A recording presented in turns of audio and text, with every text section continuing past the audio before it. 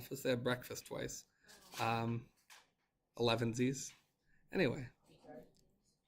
Oh, tea time. I love tea time. Anyway, let's get to it. Okay, so.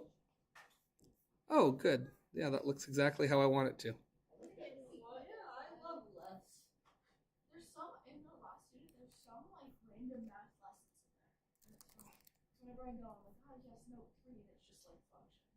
Sorry. I get confused sometimes. Who knows? Maybe this unit will throw in some, I don't know.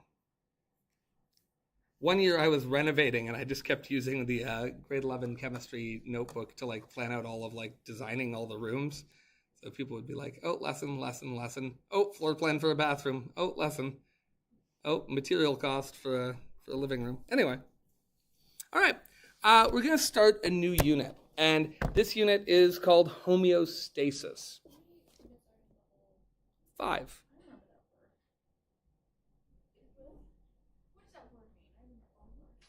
We're not only on the 4th, we're already on the 4th. There's only one left after this. How many lessons are in this one? Should we just do the note? Is that okay? Homo as a prefix meaning. I know this is homeo, but that's okay. It's the same basic idea. Same. And stasis.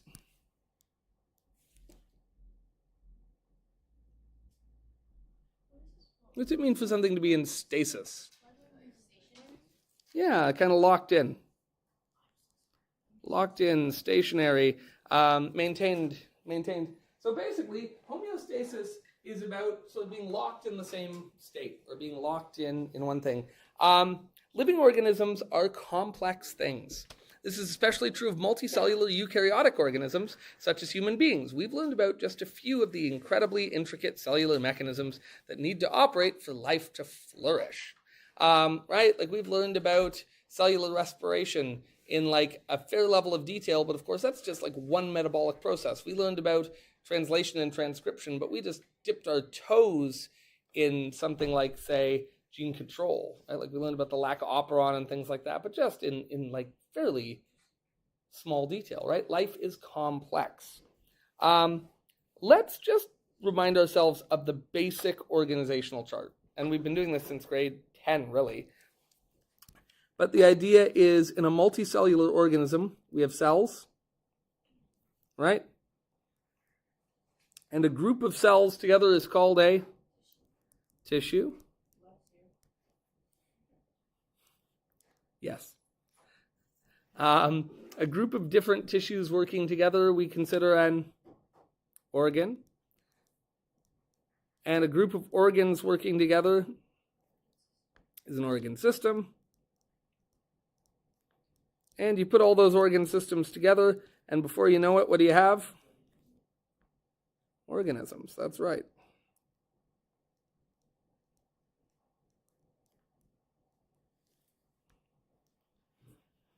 And then from there, we could talk about how we have a population of organisms and a community of different species and an ecosystem and a biosphere, right? But this is a good kind of... and yes. And then our solar system is one of many in our galaxy. Our galaxy is one of many in our local group. Our local group is one of many in our cluster, and so on and so forth. But we're not going to do that. Instead, we're going to look at this as sort of the basis for how we control these things. So what are some of the conditions that must be controlled for cells to function properly? I want you to think for 3 minutes. Write down all things. What are some of the things that need to be controlled for cells to function properly? You know how a cell works. You know more about how a cell works this year than you did a year ago. So think about what you know about how cells work and what are some of the things that need to be kept in stasis, need to be kept under control.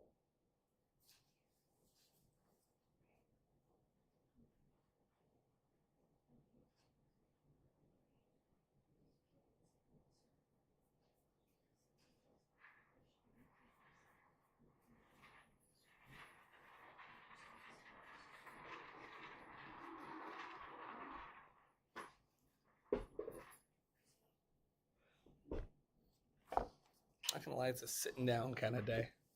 There's only, how many of you in here? 7, 8, depending on the moment.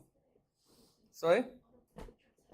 Yeah. Oh, they're gonna be so Really? Show up tomorrow and find out. It's a test. They're gonna do it for you. They're gonna show up tomorrow and find out they were granted a grade of 0. Will you all write your tests?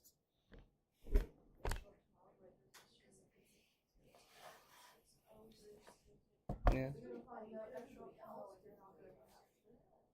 Happy about what? I mean, I guess no matter what's more, they would have had to. Yeah, that's right. I should take late marks off. On a test? Yeah, why not? I want to hear it.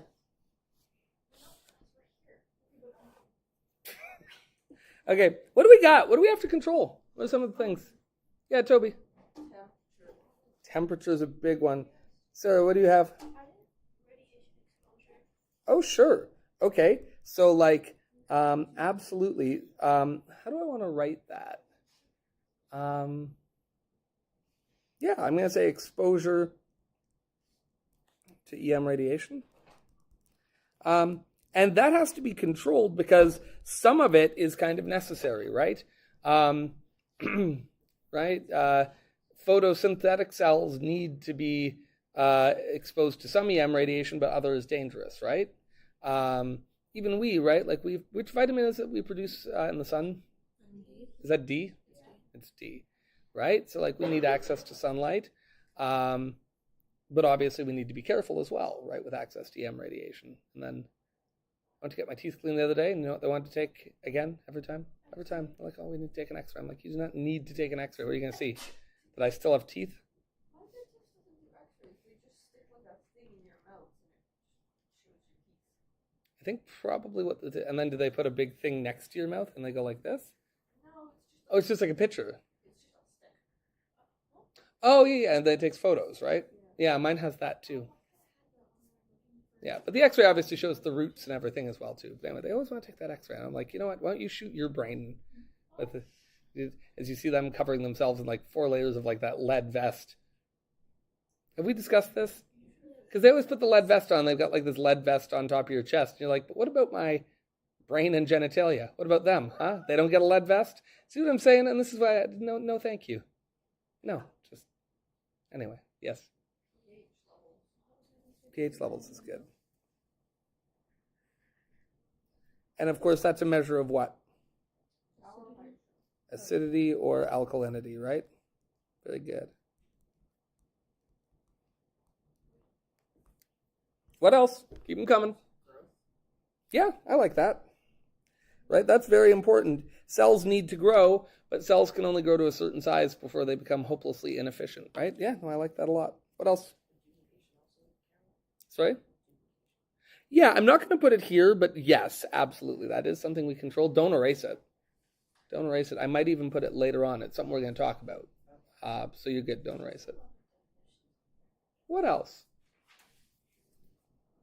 I mean, here's one. What's that mean?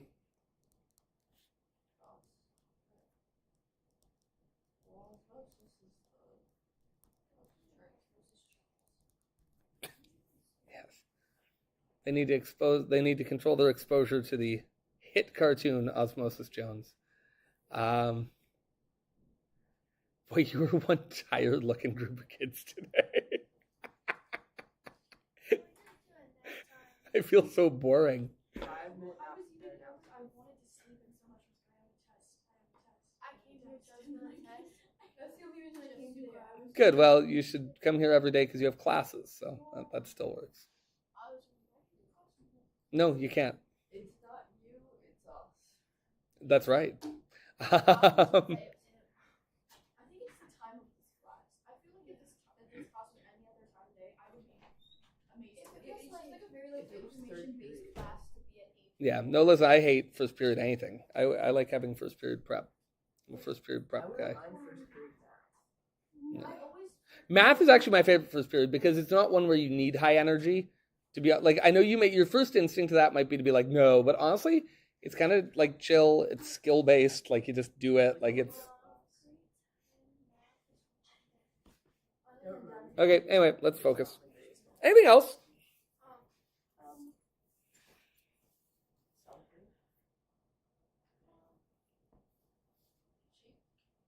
Yeah, okay. I like that. I'm going to say shape/structure. Absolutely.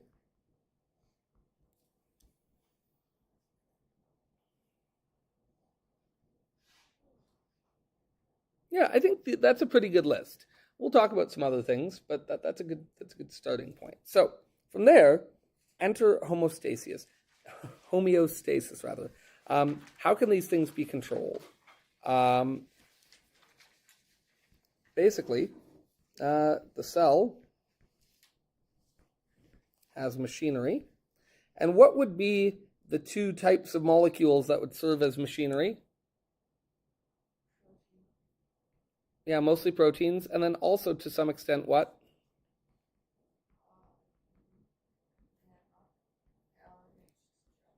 And RNA, potentially.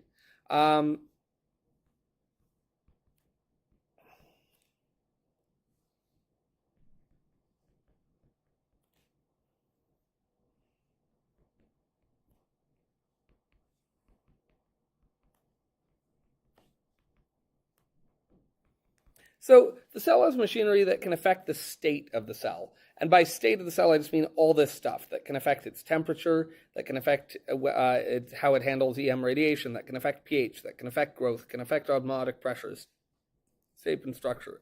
In other words, the cell has machinery that does stuff. It has systems in place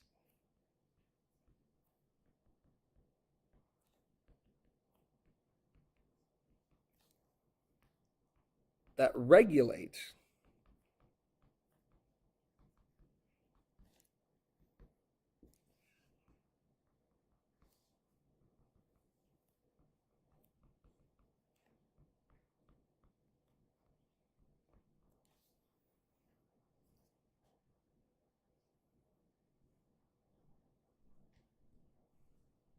So I just want to check and see one thing of how I laid this out because I'm forgetting. Yeah, good. Okay.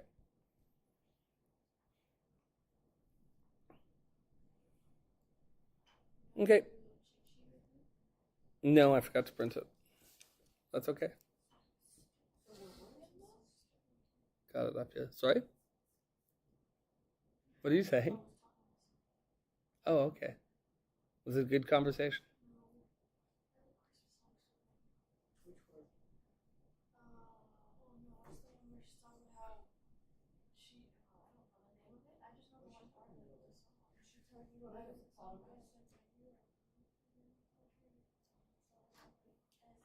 Yes, she's got it. I don't like Christmas. What is it? Well, give me those ones. I just didn't hear what it said.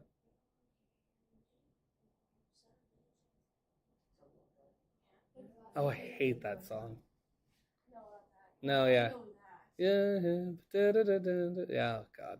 It's funny because, like, some Christmas music, I love, like, both sort of for, like, whatever history and tradition, things like that, but also just musically, like, just the harmony of it. Like, sort of all the sacred Christmas music I really like also, like, the churchy sort of Christmas music I think is really beautiful and pretty. And then, like, pop Christmas music just makes me want to, like, bash my head through like a plate window. Like I just hate it so much. And it just plays endlessly. Just endlessly everywhere you go. Anyway, it's too early. It is too early. On Monday, the security guards at work was humming Santa Claus is coming to town. It's like, no, he's not. A, because he's not real, and B, because it's November. Just stop. What's that Paul McCartney song that he's talking Simply having a wonderful Christmas. Actually, yes, that's my only Christmas song I like. fascinating, because I think that is in the vast pantheon of terrible Christmas songs, possibly my least favorite. And I love Paul McCartney. I've seen Paul McCartney in concert. I'm a big Beatles fan. Boy, that song. That video, he's like on acid or something. What's that one song in his one album that he's like secretary? Temporary Secretary. I love that song. Yeah. That's a nice song. Temporary You've got to be the only person in the history of the world to have somebody mention Paul McCartney. You're like, what's that one Paul McCartney song? I like, oh yeah, Temporary Secretary. Like, I don't think anyone else has ever said that. But you know what? I think that's a great take. That's a great song. Deal. That's so funny.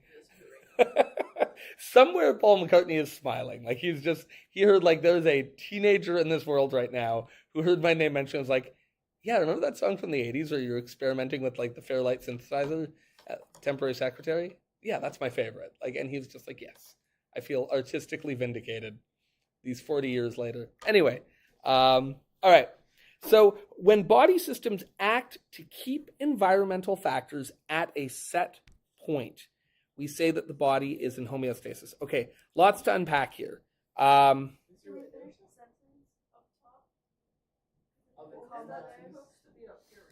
That's supposed to be a period. Oh, okay. Sorry. I will endeavor to make my periods round, not linear. All right. So when body systems act to keep environmental factors at a set point, we say the body is in homeostasis. And the idea of a set point is this.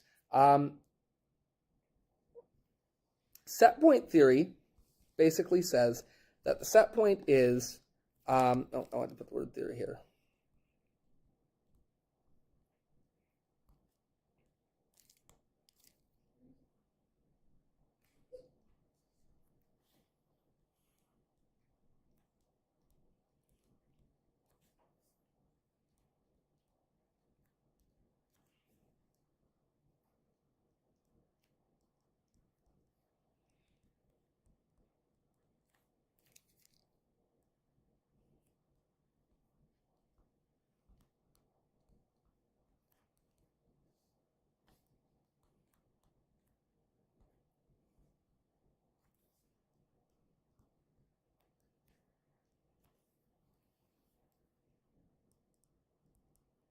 So the cell or the organism works to keep certain environmental conditions in a narrow range of values.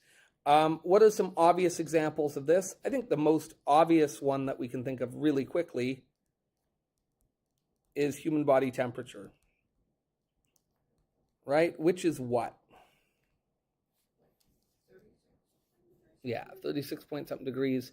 And if your body is 1 degree too hot, what do we call that? Fever. And if your body is 1 degree too cold, what do we call that?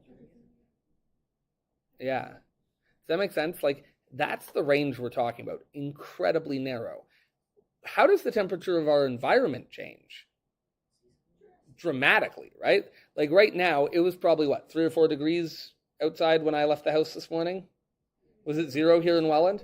Yeah, my car said 2 degrees, I think, now that I think of it. Yeah. And then, like, what did I have the temperature set inside my car at? I said at 19. So that's a pretty big swing, right? And that's probably 20-some degrees in here right now, right? I took my dog for a walk, and that was cold. So how is it that we keep it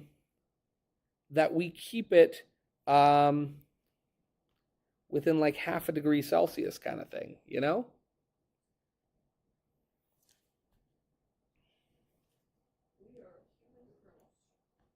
So the organism must be able to respond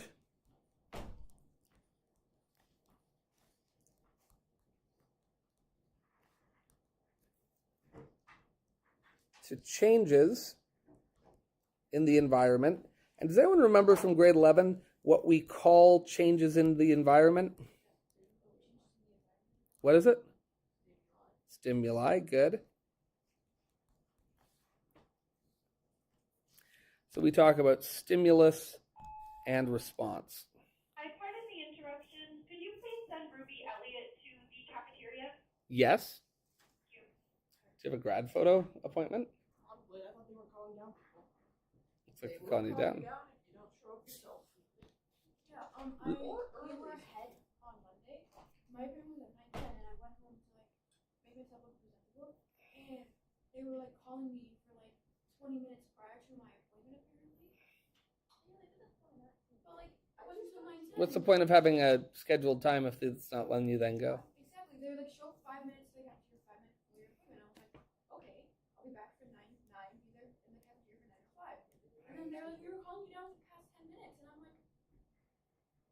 I think that's unfair too for people who are going to like prepare and want to look nice, because it can be quite stressful if it's like, oh, now I need to go down there early. Like that seems unfair. Like, do you think this just happens? This requires intense work.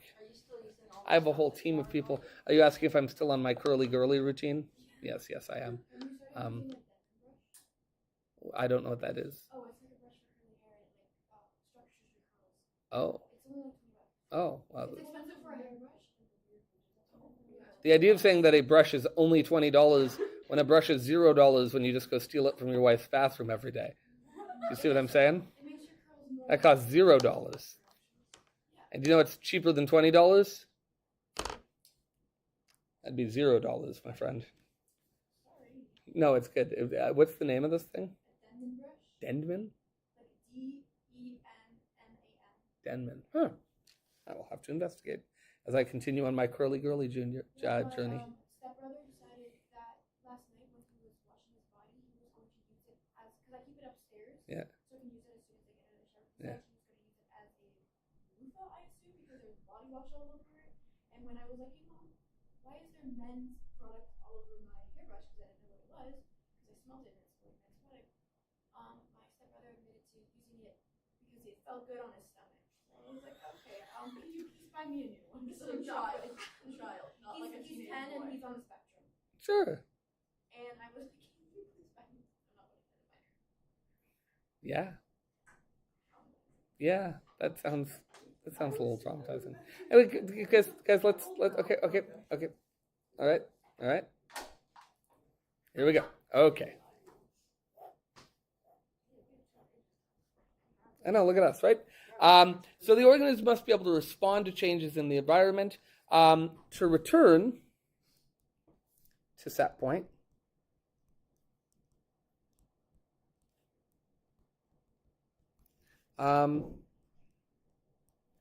Ideally from either direction. And what do I mean by that?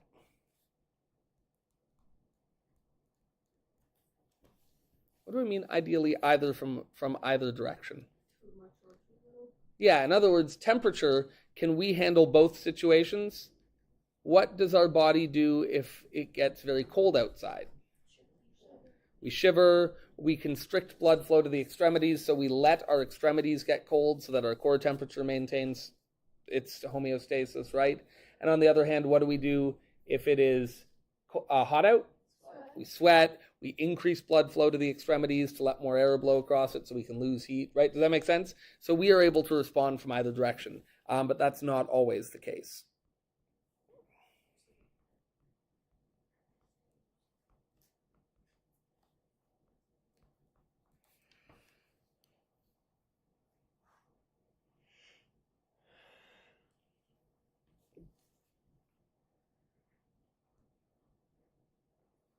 So how do you design a control system?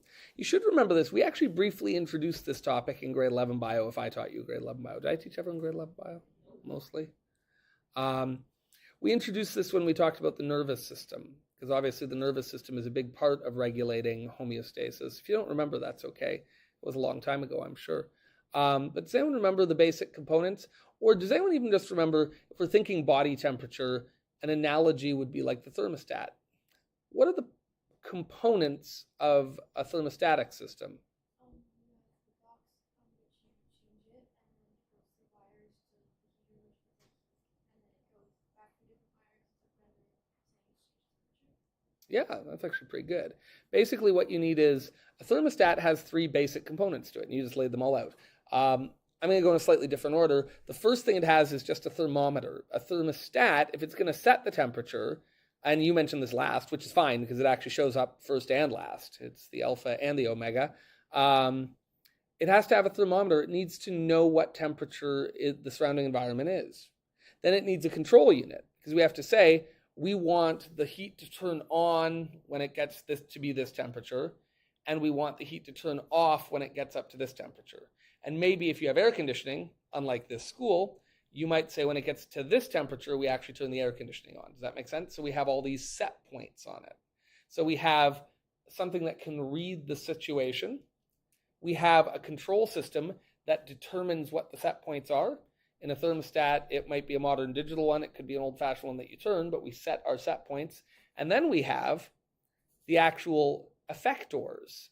And in a thermostatic system, we would have a furnace if we need to make the environment hotter. And we would also have an air conditioner if we need to make the environment colder. Does that make sense?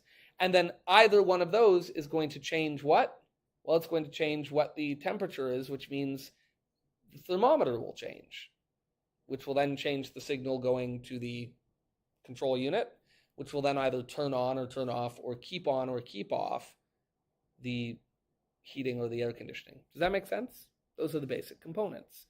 That's how your body works too. And not just for heat. For all of our homeostatic systems, these are the basic components. So let's talk about them. At its most basic, a control system must have three components. It's got to monitor the situation, it has to have some sort of coordinating center, and then it has to have the actual regulator or effector. And we'll use some double terminology. We need monitors or sensors. These can detect changes in the environment. So we'll say detect stimuli in the environment.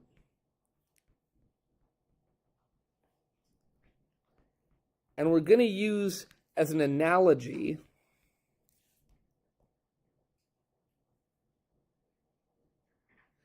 actually, we're not going to use an analogy. I've got a whole page for that. They detect stimuli in the environment.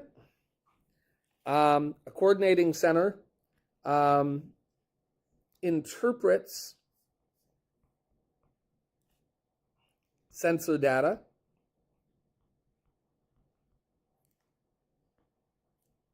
and determines the appropriate response.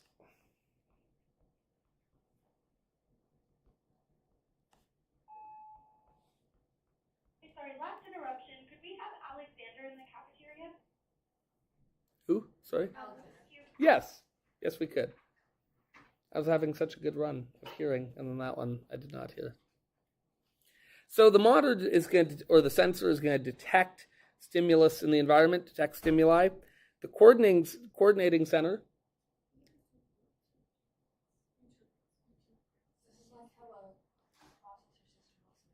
Exactly. Yep, exactly right. You have the input.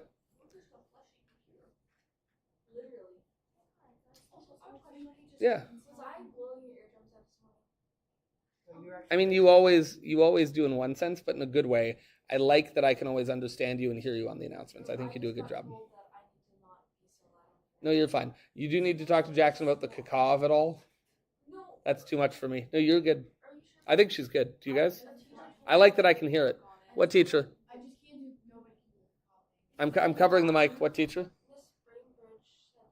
Listen, if Bainbridge told me that I needed to hop on one foot down the hall, I'd hop on one foot down the hall. But having said that, I think your volume's good.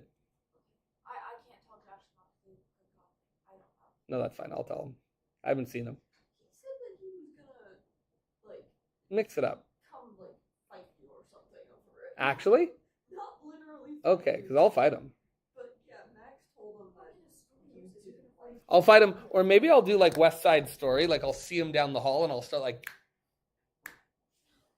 and then he can start doing it the same. We can have a big dance off. Right? Have you guys seen West Side Story? I can be like, when you're a jet all the way from your first cigarette to your last dying day. When you're a jet. Have you you guys honestly never seen West Side Story? No. For God's sakes. Wait, can we do that in film club? You know what? Yes. It's so good. We have to do a month of musicals. Yeah, that's what I was just about to say. That's a good idea. Main musical. I don't know what's Month of musicals. March musicals.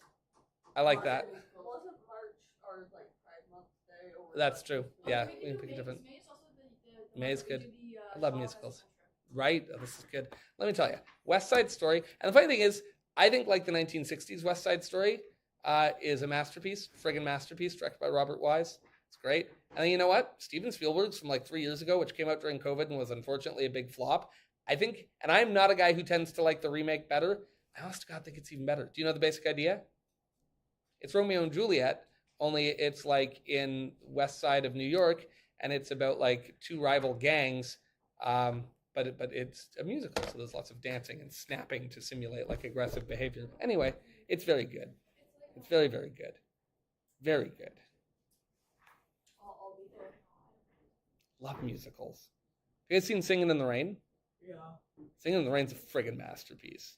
What else is La La Land? There's been a good run of musicals lately. La La Land was good. I thought Tick Tick Boom was pretty good. Like I really liked Tick Tick Boom. I really liked In the Heights. Have you seen In the Heights? Oh, In the Heights is good. In the Heights was Lin-Manuel Miranda's first like Broadway musical, like before Hamilton. Love Lin-Manuel Miranda. He's so good. Sometimes you remind me of him. Oh, I'll take that. I can see that actually. I don't know. I saw a little Can you do Lin? Yeah, go. Yeah, that's pretty good. Oh, he's so good. He's so good. Yeah, honestly, like musical month, we could do a musical 4 months. Just keep going. But that might be too much. What are we doing the one month that I proposed? When are we doing that? Well, we got to get on. Let's actually talk. We can do that in December. Talk to me at some point today. And then we have the regulator. And the regulator actually, this actually produces changes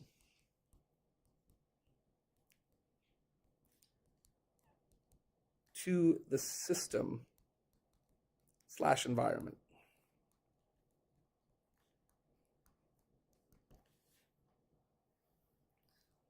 And that whole thing is basically what allows an organism to respond to stimuli. Wow, so impatient. I got out of that one without it going real bad, but organism. Anyway. Why can't babies do this properly? Well, they do. Oh, they do. I mean, they do in a million ways, but there's still a few ways that they can't, right? But in a million ways they do, right? I mean, you come out. Keep in mind that your body is doing this with like 1,000 different things in trillions of cells all the time. And yeah, babies need a little help along the way. So you can't just like leave them out in the woods. But they start off, and I mean, humans are pretty helpless. You watch like a baby horse, that thing's like running around after like 10 minutes. We're not like that. You know why? You know why? Because they got these big old brains. Seriously, that's the whole thing. It's the trade-off, is that we're born tremendously prematurely because our heads start getting too big to fit out of a person's body. So at a certain point, we have to be delivered. But because of our enormous brains relative to the rest of our body size, we're awkward to deliver. So we get delivered in a still very undeveloped state.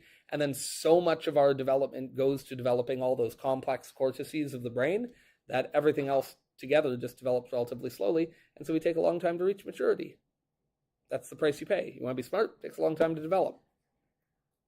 Doesn't take a fruit fly very long to develop because they're not very smart. It takes us a long time to develop. Right? That's what I'm saying. Okay, so this allows an organism to respond to stimuli. And remember, as a rule, the goal of response is to return to the original set point.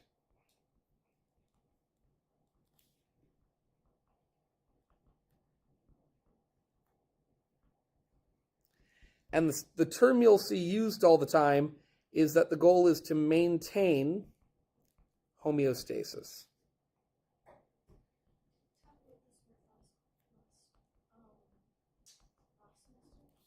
Probably. Yeah. A lot of this note is going to feel a lot like that note we did on the nervous system in grade 11 biology, because we talked about this then.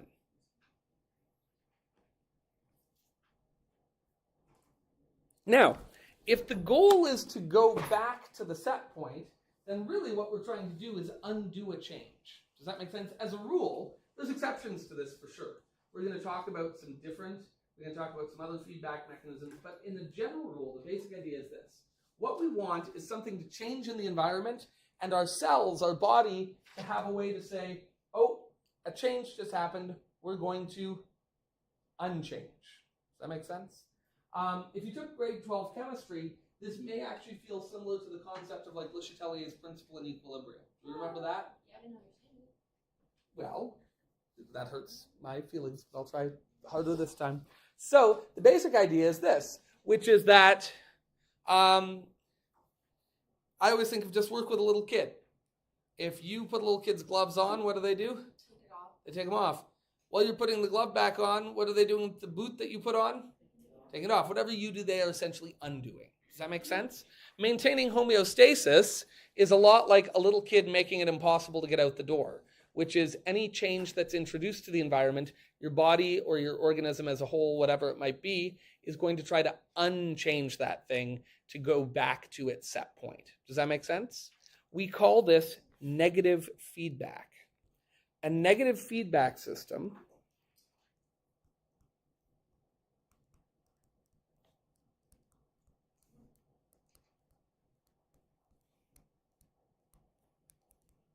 is one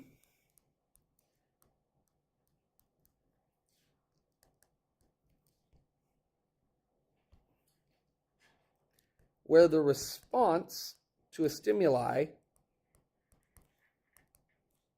I should say to a stimulus, stimuli is plural.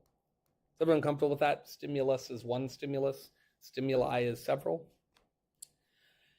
So a negative feedback system is one where the response to a stimulus moves the system in the opposite direction of the stimulus itself.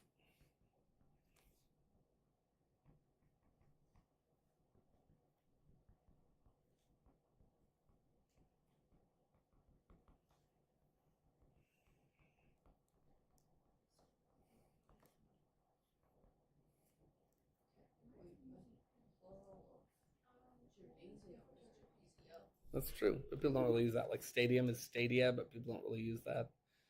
They should. An example of this would be a bright light shown in your eyes.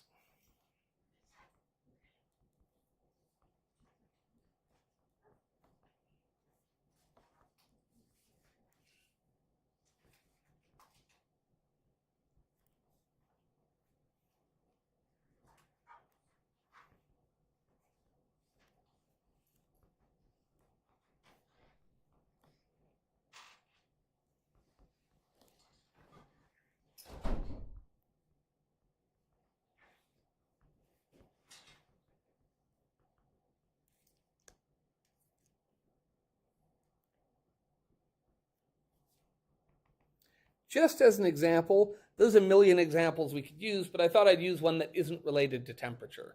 If you take a flashlight and shine it in somebody's eyes, what will happen to their eyes?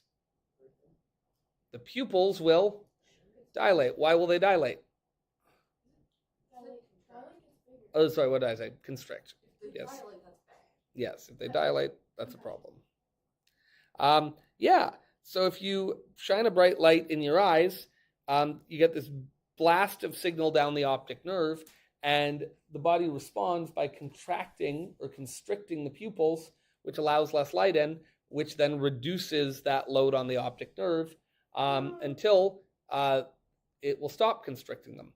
And then what happens if after you've done that, you turn the light off and turn the light out in the room? Now they will dilate, allowing more light in. So it's always your eyes are always trying to have roughly the same amount of light coming in because your retina is designed to handle a certain amount of light. So if the room gets brighter, we handle that by constricting the pupil and letting less light in.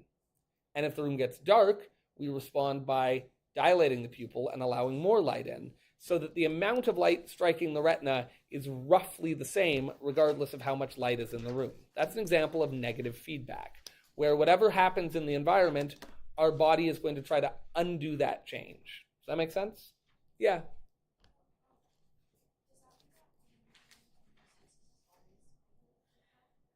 Maintaining homeostasis is negative feedback.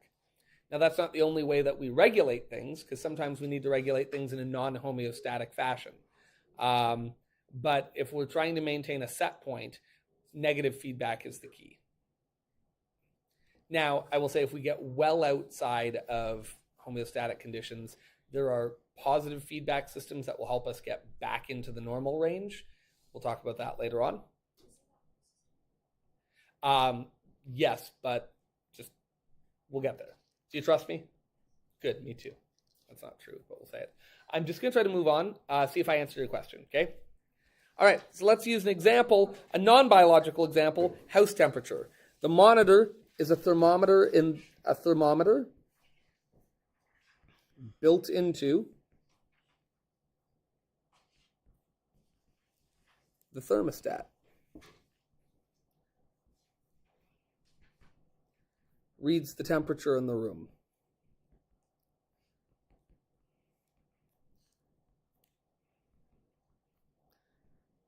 For most houses, it just does one place and it has to read it for the whole house. But now they have these mini split systems, so you can actually have a thermostat in each room and control the temperature room by room. Which is kind of nice. It's much more efficient. You can save money because if you just want your bedroom to be warm, you don't have to heat the whole house up. It's nice, right? Wouldn't it be expensive to install? Well, not expensive to install if that's how the house is built. It'd be very expensive to install after the fact, right? But if you're just building the house at the time, it's easy to do, right? So, and then we have the coordinator or the control system, right? Thank you. In this case, it's a microcomputer, right? Reads the thermometer values and compares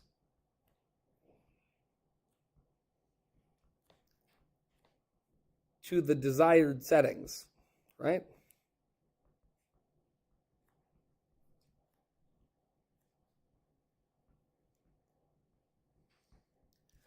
So you as the homeowner get to say, we're going to set this to 19 degrees. Or you as the children of the homeowner get to go up and be like, 28! And then I, the homeowner, get to go, oh my God, who's messing with the thermostat again? And then this can go on for a while as a battle. Homeowner has the word meow in it. It does. I just realized that. Just so that you can know when to read it the same way.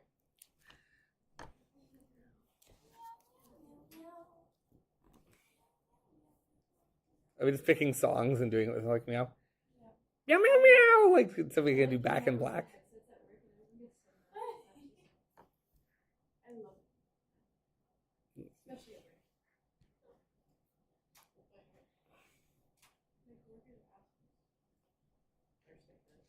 work. Okay, and then if we look at this, this turns on the heat.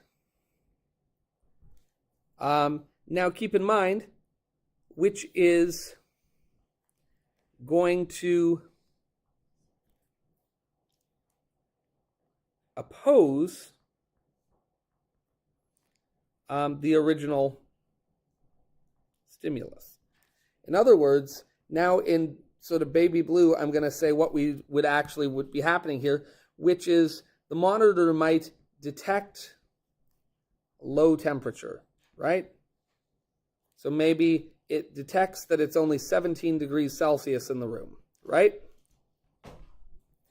And then maybe here the desired temperature is set at 20 degrees. So maybe it detects 17 because somebody just opened a window or somebody opened the door. Does that make sense? They came in, they came out.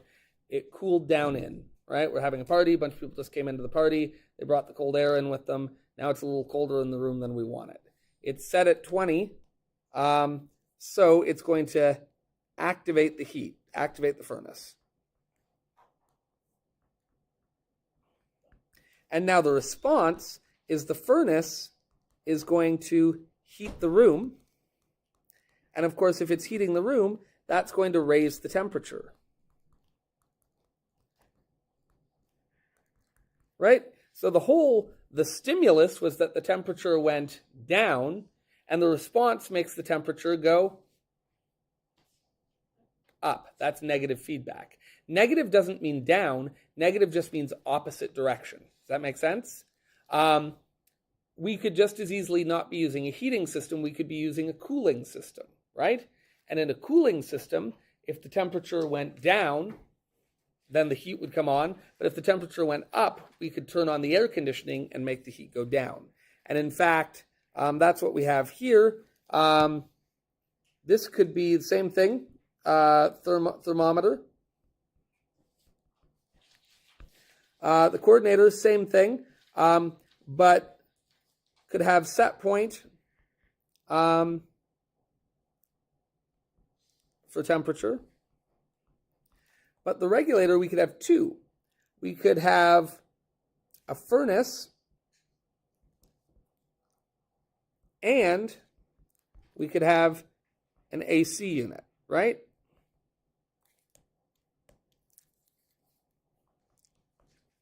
And what that would mean is same thing.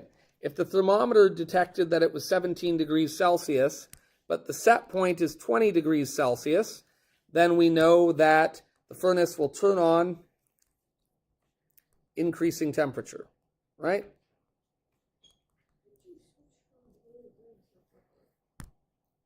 I'm just good. On the other hand, what if the thermometer detects that it's 23 degrees Celsius in the room? What's the set point? Set point is 20. So now what is going to happen? It'll turn on the AC unit.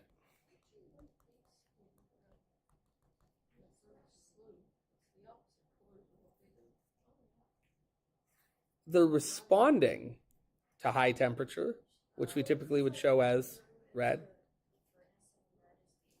Oh, I don't know. No. I mean, first of all, no. That would be an extreme response. What if we did this? Ready? What if we matched everything to its color? So will this honestly, the new version doesn't change the color for me? What? That is madness. Oh, I'm tired. Is it supposed to say 28 degrees or just 20 degrees Celsius? I mean, do we care? It's pretty obvious that we mean Celsius, right? But I'll put it there for you. Because you know what? I live to serve. So it'll turn on the AC unit, lowering the temperature.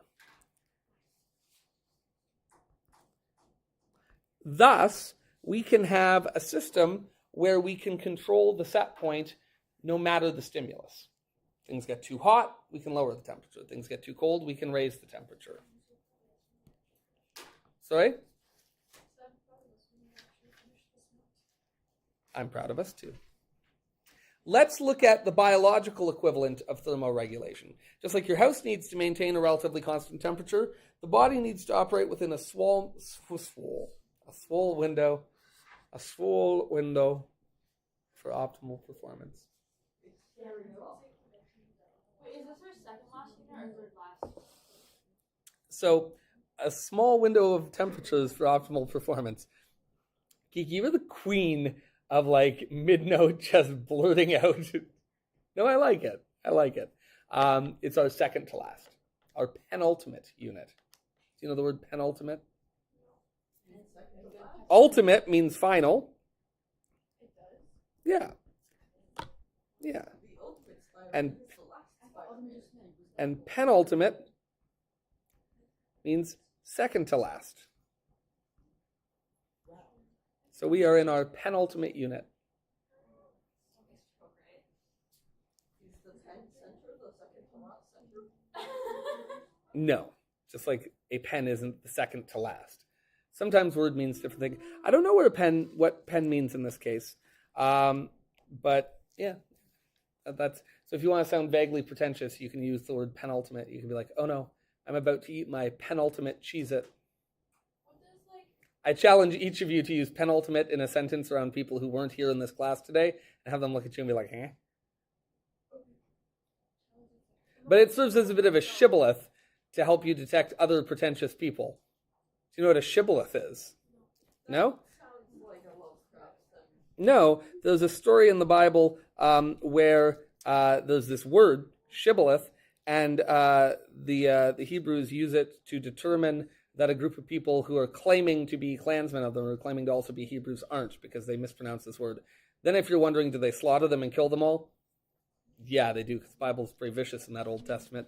But anyway, so a shibboleth is a way that you can, by the way you speak or words that you use, determine if somebody is part of your group or not. Which really, if you think about it, is a pretty horrible set of imagery. The idea that somebody pronounces a word differently than you, and that's like kill, stab time. But anyway, so a shibboleth is a word that is a word, a phrase, or like a manner of speaking that can be used to determine whether somebody belongs to the same in-group as you or not. This has been another English Corner with Orlando. And you sure we're going to get through this? Huh? You think we're going to get through it? Because I'm not convinced. Hi. How you doing? Nice to see you. You got the tip of it too, right? So you interrupt. Quiet. So anyway, in this case, like we said, it's roughly 36 degrees Celsius. And if we go plus 1 degree, that's a bad fever, right? If we go minus 1 degree, that is hypothermia. That looks like 10C, right?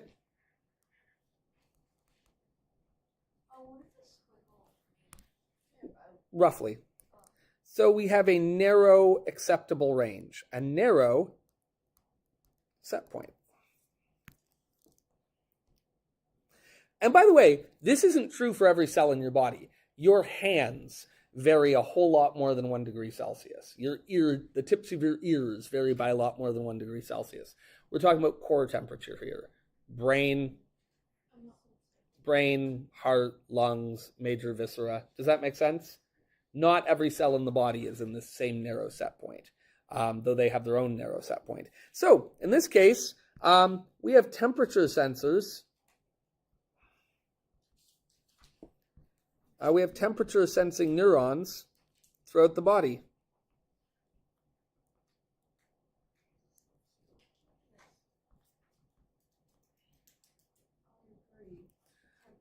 So did you buy something from her?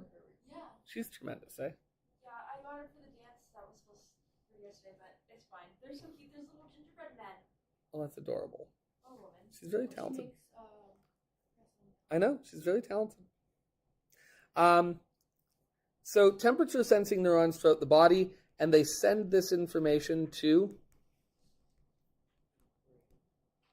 we're going to say to the central nervous system.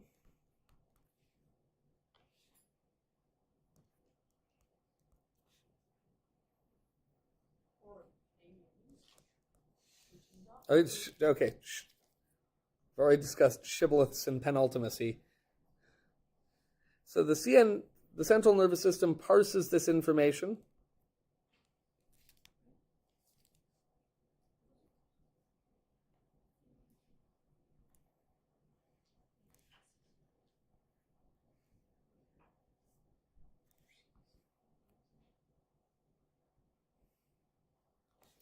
And then various systems throughout the body respond. Yep, that's right. So, what are the various systems that respond? Under cold stress, what happens? Yeah, we shiver, right? Which just generates heat. Because muscles moving generates heat. So that's why if you get running, like if it's cold out, walk faster. Right? That's not just distracting yourself. Your muscles burn more sugar and they make more heat.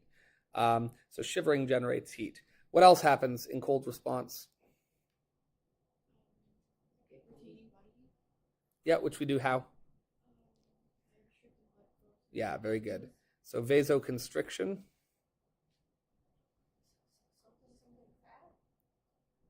To the, sorry, what? I'm sure I've heard something about fat helping. Yes, absolutely true, but we're talking here immediate response.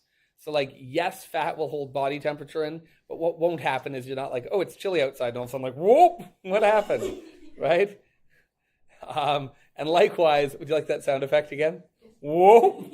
And likewise, it doesn't get like really caught out and you're like, oh, feeling very slender right now. So you don't have that immediate response, though it is true that's a part of the system.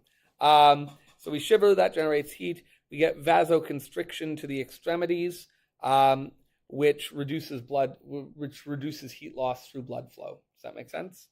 These are the major responses. We shiver, which generates heat, and then we can also get behavioral changes. Keep in mind. In other words, another thing that can happen is just your brain can say, hey, you're cold and you might go put a sweater on, or you might go change the thermostat, or you might walk faster, or you might kind of go like this, whatever, rub your hands together, put your gloves on, put your hat on. Does that make sense? So it's important to keep in mind that being sentient, one of the responses we can always have is to behave sentiently. We can always engage in behavioral responses. And that is still a part of our homeostatic conditioning. Yeah.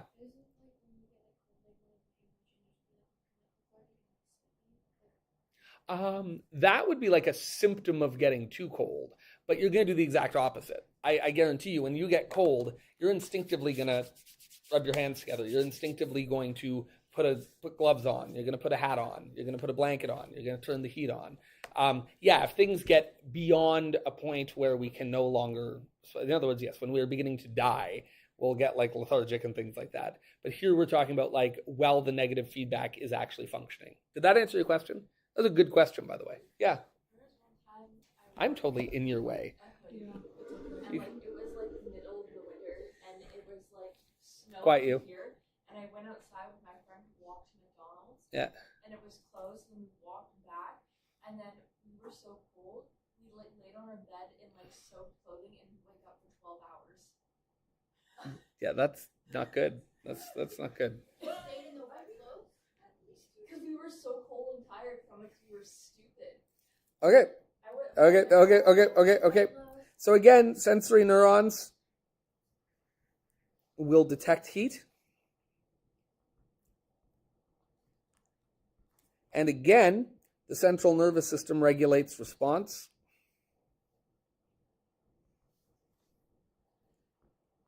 All right, and we're going to review tomorrow. Tomorrow you're going to write a test. Monday we'll look at the thalamus and the hypothalamus and the pituitary gland and all that jazz.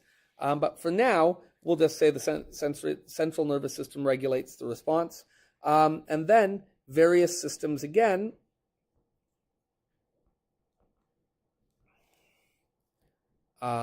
actually respond. And absolutely. So sweat glands produce sweat, which does what?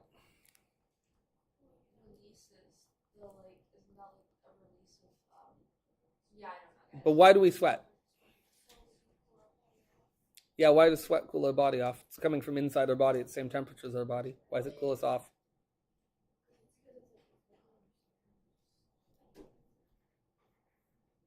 But it's liquid on our skin that's the same temperature as our skin. Why would that cool us off?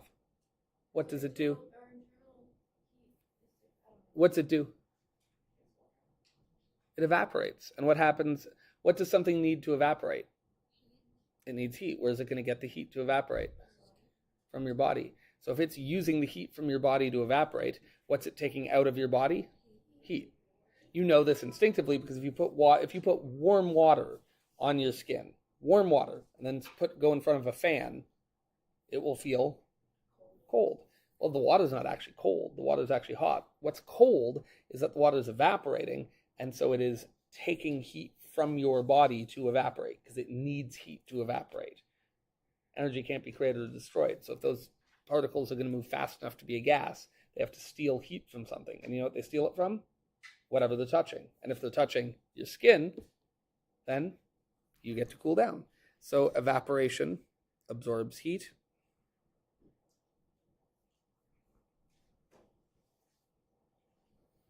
What else does your body do? Yeah, not constriction, but vasodilation to extremities. So now we actually want the blood to flow to our hands and our ears and all that. Yeah, that's right. Because that's going to let air blow across your body and take some of that heat away. And then again, we have behavioral changes. You might say, maybe I don't need to be wearing this sweater right now. You might say, I'm going to take my sweater off. You might say, I'm going to go turn the thermostat down. You might say, I'm going to go jump in the swimming pool or take a cold shower or have a cold glass of water, you know? Does that make sense?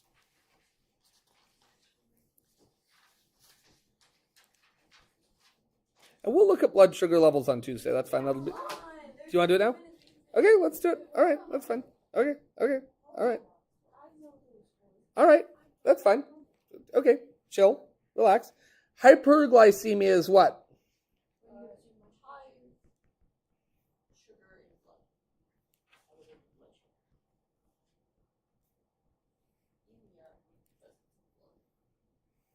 That's true. And glyc refers to sugar, and hyper refers to lots. In physiology, hyper means more, and hypo means less. So hypoglycemia is Decreased blood glucose. really good.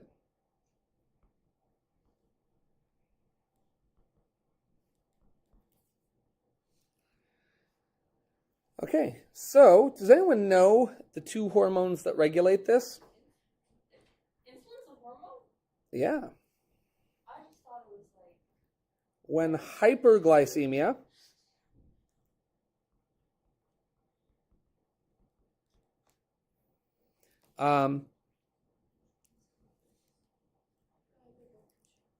the beta cells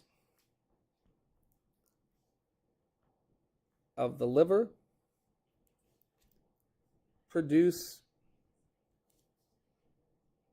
insulin.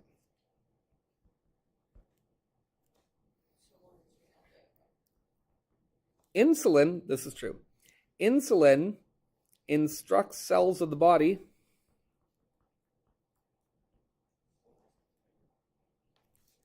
to absorb and metabolize glucose.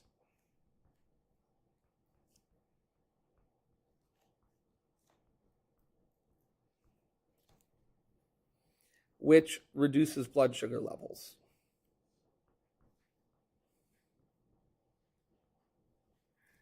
We're going to do a day where we talk about this in more detail. We're just here talking about it as an example. When hypoglycemia,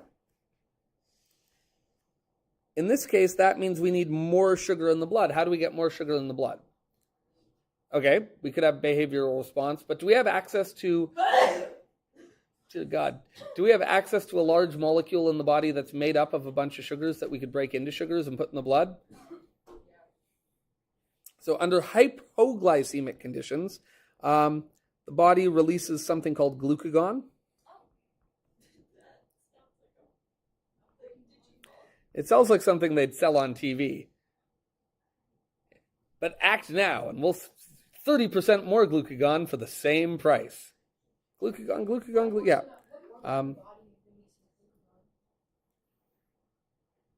Pancreas, give me a second.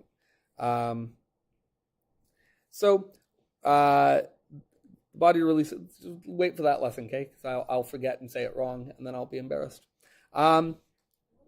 Which induces the breakdown of, come on, what's the human equivalent of starch? Not cellulose, that's also in plants. Glycogen, right. Induces the breakdown of glycogen into glucose, which enters the blood.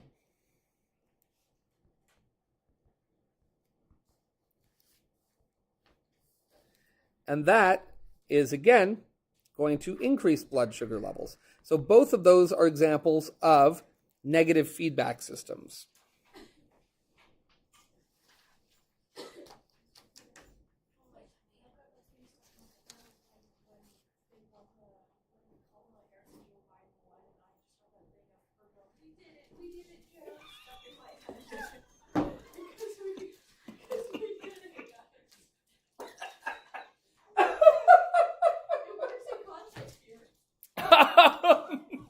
Every time I accomplish something really menial, I should just play that. I should be like, oh my goodness. I did my attendance, which, by the way, I should do my attendance. No, let's go.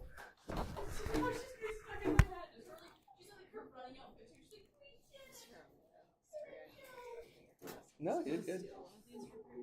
You can steal all of them. Sure.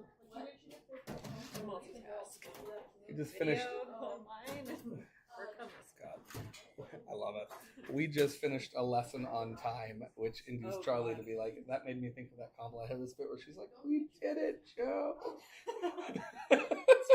Which kind of What class is this? bio. Bio?